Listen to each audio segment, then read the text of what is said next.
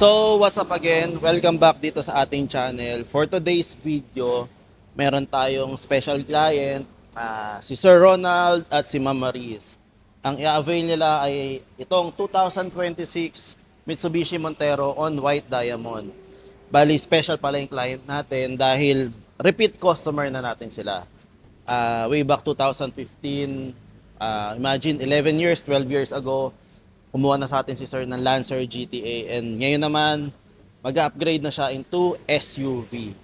So dahil matagal na tayo dito sa company, hindi tayo umaalis, yung mga customer natin nare-retain natin, at syempre dahil sa after sale service natin na nandyan pa rin tayo sa kanila kahit matapos yung releasing, matapos na nila makuha yung unit, pag may mga concern, nandyan pa rin tayo. So yun yung mga kinukumit natin sa mga kliyente natin, yung lifetime after sale service. Kaya naman sa atin pa rin nagtitiwala kumuha. So yan guys, ito pala yung unit ni Sir, Montero GLS. And then syempre hindi makukumpleto yung Montero GLS nang hindi natin siya i-upgrade. So ang napiling upgrade ni Sir yung Black Series look. So after na itong releasing namin, since nakapirma na po si Sir ng documents, nakapag-sign na sila and nakapagbayad na ng down payment, turn over na natin yung kanilang unit. And then syempre mamaya hingan na lang din natin ng feedback si Sir kung kamusta yung naging transaction, kung ano yung masasabi nila dito sa unit at bakit Mitsubishi ang kinuha nila. So mamaya na lang ulit guys.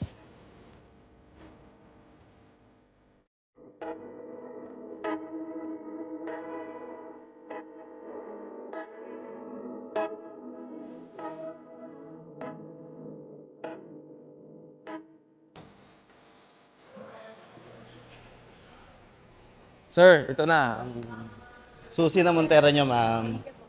Alright. Pwede na po tayong mag-proceed sa atin. So guys, nandito na tayo sa unit nila Sir Ron sa kanila Maris. So, ide-demo lang natin muna sa kanila yung mga basic operation nitong Montero Sport, para at least well-informed si Sir. Although matagal na kayong driver, si Sir matagal ng driver. Pero standard procedure natin, ide-demo pa rin natin. Sir, gano'n na ba kayo katagal nag-drive? Since 2013.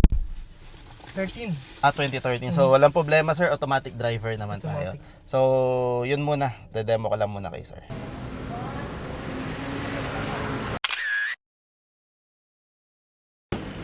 So guys, yan. Tapos na tayo mag-release. Kukuha na lang natin ng feedback si Sir Ron at si Ma'am Maris. Kung ano nga ba yung feedback nila sa atin at kung ano yung masasabi nila dito sa unit. Sir Ron, una sir, maraming salamat po dahil bumalik kayo dito sa dealer namin. So, si Sir pala ay client na natin 2014 or 2015 pa, so almost 12 years. So, unang kinuha sa atin ni Sir yung Lancer GTA na napaka-pogi, sir. Pambinata pa yun, sir. Ngayon, kumuha na sa atin si Sir ng Montero Sport, pampamilya naman. So, yan, dahil matagal na tayo dito at hindi tayo umaalis, nakokontak pa rin tayo ng mga clients natin. So, hihinga na lang natin si Sir Ron ng feedback kung kamusta yung overall transaction natin. Una-una, salamat sir, no? Nabilis yung transaction, nasa barko pa lang ako, tulad nung una kong kinuha. Yes, sir. Konting usap lang, send lang ng documents. After a week, ito na, release na agad. So, wala pong aberya, mahaba yung maganda yung transaction. Baga, hindi siya... Ang mahalaga kasi sa mga dealers, sir, mahaba pasensya eh. Yes, sir. Kahit yung mga tanong, masasagot agad. Yes, sir, of course. So, mabilis siyang kausap, sir, sa lahat nating kahit yung previous. So, thank you sir. Magandang transaction. Maraming salamat din. Unang-una dahil na-approve agad si Sir dahil syempre officer na si Sir eh. So, kahit sinong bangko, pagkaagawan talaga kayo, Sir. So, yun. Congratulations po sa inyo ni Ma'am Marie, Sir. And enjoy kayo dito sa brand new Montero Sport nyo. And then, syempre, Sir, i-upgrade natin into Black Series 2. So, mamaya, Sir, hopefully matapos din agad para hindi na kayo babalik, Sir. Yun, Sir, congratulations po sa bagong Montero nyo, Sir.